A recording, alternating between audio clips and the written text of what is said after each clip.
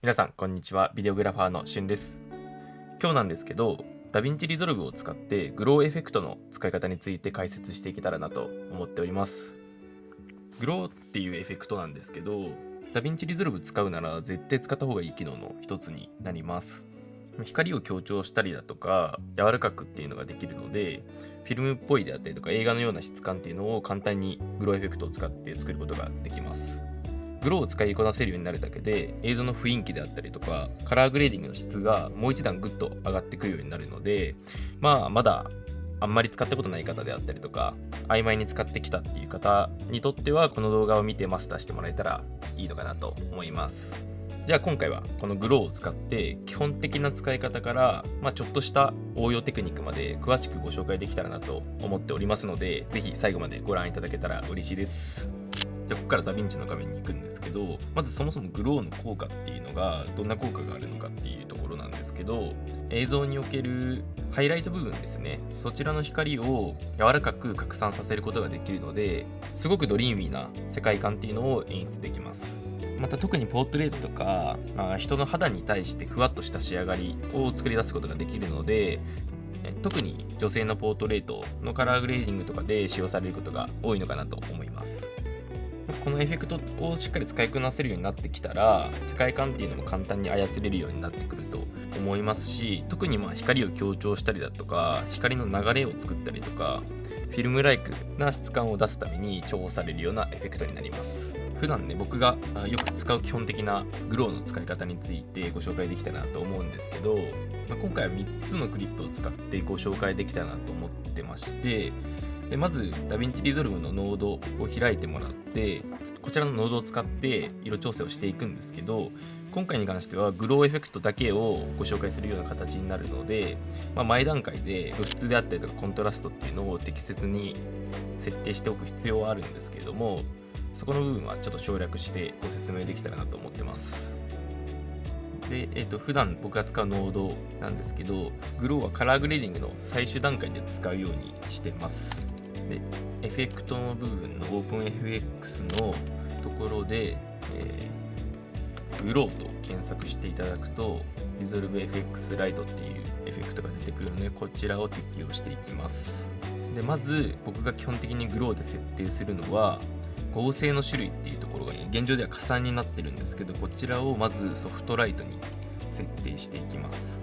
大前提、僕がグローを使う時に求めるものがフィルムのような質感みたいなところ、光の質感を柔らかくするっていうような設定をしていきたいので、ソフトライトモードっていうのを使用することでフィルム特有の柔らかい光の質感が模倣するようなことができるので、ソフトライトっていうのをよく使います。あとは光の強度とか色の飽和度みたいなところを適切に調整することで、デジタル映像が持つ硬い感じみたいなのを抑えつつ、よりフィルムライクな見た目っていうのをグローエフェクトを使って実現できるのかなと思ってます。こちらのフィルムルックを作るためにグローエフェクトの明るさの色位置であったりとか拡散、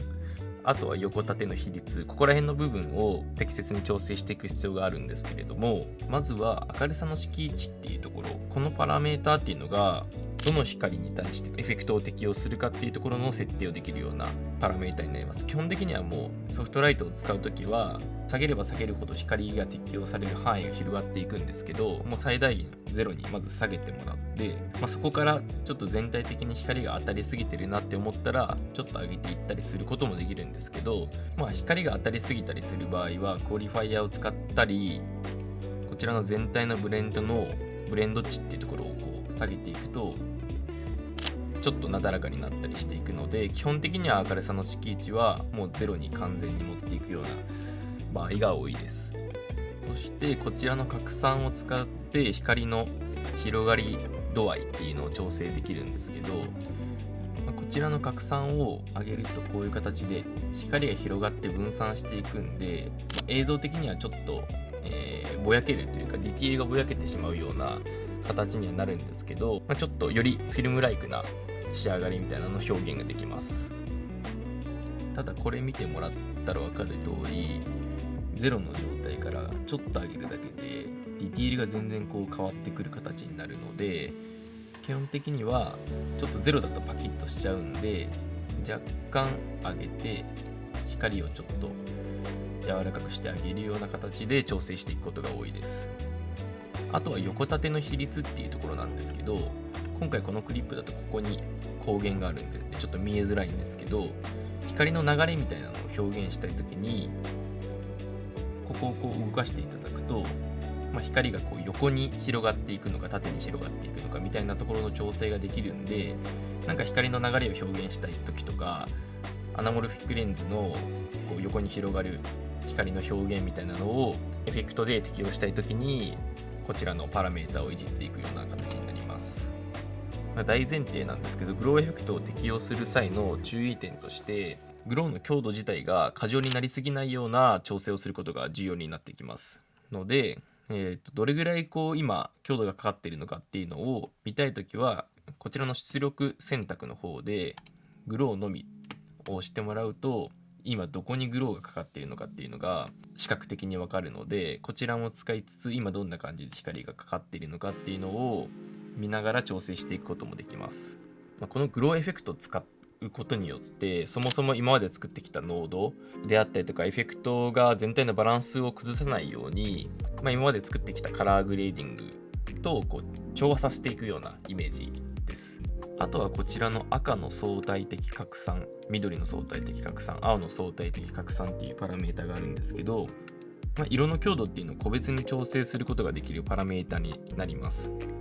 特定の色を強調したりとか逆に抑制したりっていうのができるようになります。こちら今回はオレンジのライトしかないような映像素材になりますんでいじらないんですけど、例えばイルミネーションの撮影であったりとか、いろんな街の光がある場合に、特定の色の深みを与えたりとか雰囲気を強調することができるので、そういった場合に使うパラメータになります。あとはこちらのカラー&合成っていうところのゲインガンマサイドっていうのがあるんですけど、ここを使うと光の明るさ具合みたいなのも調整できるので、ちょっとここをいじりつつシャドウ部分のと明るい部分のコントラストみたいなところを調整していく形になります。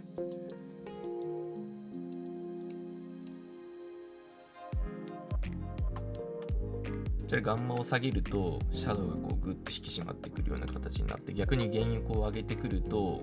明るい部分の光がすごく強くなってくるんで、ここら辺のバランスを見ながら調整していくような形です。あとは、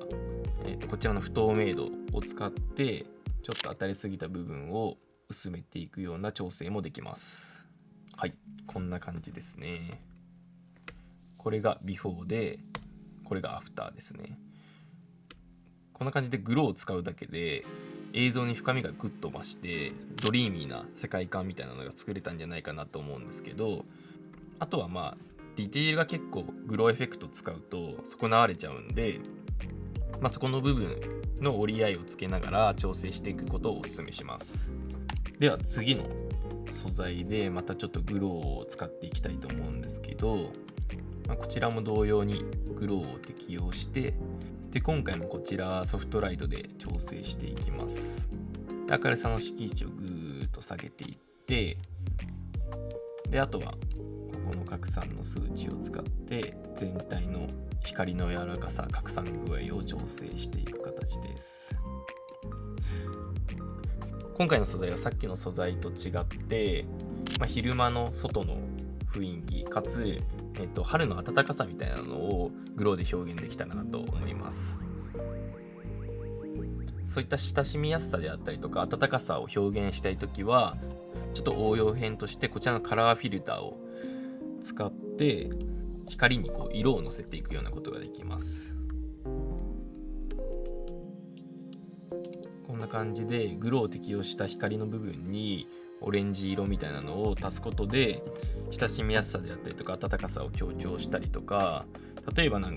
夏のシーンであったりとかエネルギッシュな世界観を表現したい時であったりとか、日の出とか夕焼けで自然光のオレンジ味みたいなのを増したい時にカラーフィルターを使って暖色系の色をのせていくことがおすすめかなと思います。グローにオレンジ色のグローを使用するだけでよりアットホームな映像というか、ちょっとあったかいフレンドリーな印象みたいなのも与えることができるので、こちらのカラーフィルターを使って映像の世界観を作るっていうのもおすすめになります。あとはちょっと色が乗りすぎだなって思ったら、ここのサイドでこう色を抑えてあげることもできるので、こちらのサイドを使って温かみの度合いを決めていく形です。あとはポートレートとか人物中心の映像であったりとかは、オレンジ色のグローを使用すると肌のトーンを温かく見せることができるので、すごい健康的な肌に見えるというか、生き生きとした印象みたいなのも与えることができます。こちらもさっきのクリップと同様、ゲインとガンマをこう調整して雰囲気を整えていきます。こちらの明るさの領域を復元っていうパラメータあるんですけど、こちらに関してはグローを使うことで白飛んじゃったりとかハイライトの飛ばしちゃった部分みたいなのをここの数値を上げることで復元させることができます。下のスコープ見てもらったら分かるんですけど、パラメータを上げるとハイライトの部分が全体的にこう下がってくるのが分かると思います。こんな感じですね。こちらがビフォーで、こちらがアフターです。ちょっと光強すぎだなってちょっと思うんですけど、そういった時は不透明度をここを下げて、よりナチュラルで自然な形で与えられたらなと思うのと、ちょっとコントラストがバキッとしすぎだなって思った時は、こちらのガンマを上げたりとか、クオリファイヤーでシャドウの部分だけちょっとかからないような形で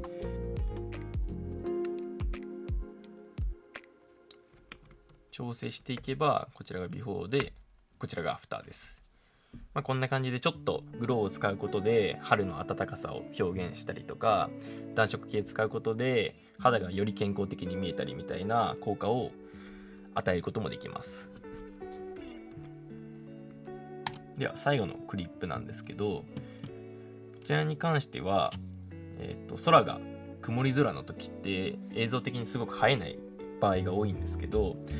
そういった曇りで天気が悪いどんよりした時でもグローを使うことで太陽が出てるような感じっていうのを表現することができるので、このクリップでは曇り空に対するグローの使い方を紹介できたらなと思います。先ほどはカラーフィルターで暖色寄りにすることで温かみみたいなのをもたらしたんですけど、今回の素材に関しては逆に寒色系、水色系の色を入れてあげることですごく映像の透明度が増すというか、透明感のある雰囲気っていうのを作ることができるので、カラーフィルターをシアン寄りの色にすることも結構おすすめになります。夜の静かなシーンであったりとか透明感がある映像にしたいっていう時はシアン寄りの色を使うといいのではないかなと思います。あとはグローエフェクトの合成モードを基本ソフトライトを使うんですけど、場合によっては合成の種類を加算であったりとかスクリーンに設定することで、さっきのソフトライトとは違った視覚効果みたいなのを得ることができるので、ここら辺の合成の種類を変えてみて、その素材に合ったというか自分に合った、編集方法みたいなのを探してみるのもいいんじゃないかなって思います。加算にするとより明るくなるような感じで、スクリーンにすると自然の光のぼかしみたいなのを表現できるんで、こちらの2つがおすすめかなと思います。あとは定山っていうのを使うと、定山っていうのは下にあるレイヤーの色と設定中のレイヤーの色を掛け合わせて合成するような形になるので、合成後はこんな感じで元の色より暗い色になるんですけど、影とかを塗りつぶす際とかに定山使って表現したりっていうのもできます。イメージとしてはさっきのソフトライトと逆ですね。ソフトライトは明るい部分を柔らかくしたい時に使うもので、定山っていうのは暗部自体は逆に変えずに中間部分より低い暗い部分を変えていく時に使うような形になります。今回はスクリーンに設定して、先ほどと同様クオリファイヤーを使って光が当たる部分を設定していけたらなと思います。今回はこちらの空の部分から光が当たっているように表現したいので、シャドウ部分がかからないような形で調整していきます。で、ここの明るさの色位置を下げていって、これだとちょっと当たりすぎなんで、今回はちょっと下げるぐらいにして、ちょっと拡散を上げて柔らかい光みたいなのを作ります。あとはちょっと明るさの領域を使ってハイライトを戻してあげるのと、今回に関しては空からの光だけを柔らかくしたいグローをかけたいっていう形なので、マスクを使ってこのグラデーションツールで上から光が当たるように下の部分にはグローがかからないような形で調整していきます。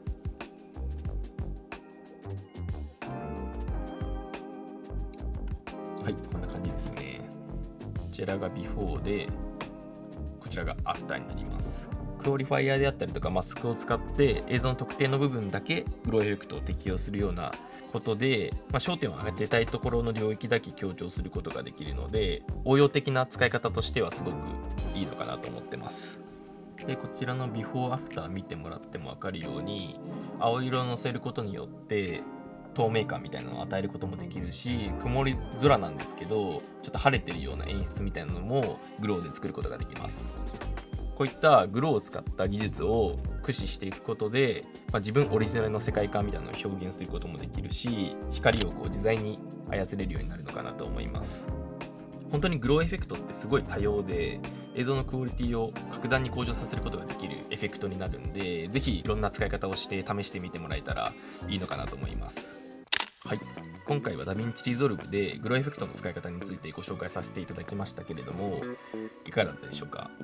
このエフェクトを使うことで映像に深みを与えて強い印象というか世界観を与えることができるのかなと思いますので、このグローエフェクトの技術を